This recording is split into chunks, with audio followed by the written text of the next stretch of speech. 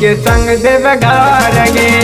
अब की बार जैबोगे मम्मी भौजी के संग देवघर गे। अले सावन महीना के मैया लागे है बड़ा सुहावन गे। अब की बार जैबोगे मम्मी भौजी के संग देवघर गे। अब की बार जैबोगे मम्मी भौजी के संग देवघर गे। अब की बार जैबोगे मम्मी जैबोगे मम्मी जैबोगे मम्मी भौजी के संग देवघर गे। भौजी के संग देवघर गे। Presented by Andaz Music, Jamalpur। भौजी के संग देवघर गे। भौजी के संग देवघर गे। काहे माना करे है मैया जाय दे देवघर गे। माना बड़ी करे है मैया करबे जो दर्शन गे मैया अपन मन बढ़िया बह। काहे माना करे है मैया जाय दे देवघर गे। माना बड़ी करे है मैया करबे जो दर्शन गे। सुल्तानगंज से जाल भरबो पकड़ लेबो हम डगर गे।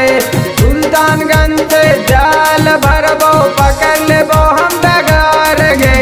अब की बार जैबोगे मम्मी भौजी के संग देवघर गे। अब की बार जैबोगे मम्मी भौजी के संग देवघर गे। बोला बोला डमरू वाले बाबा की। भौजी के संग देवघर गे। भौजी के संग देवघर गे। अब की बार जैबोगे मम्मी जैबोगे मम्मी जैबोगे मम्मी भौजी के संग देवघर गे। राइटर गीत लिखो सोची सोच गीत गे।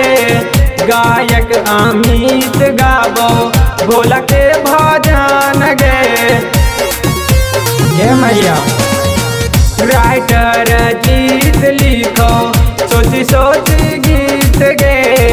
गायक अमित गाबो भोला के भजन गे।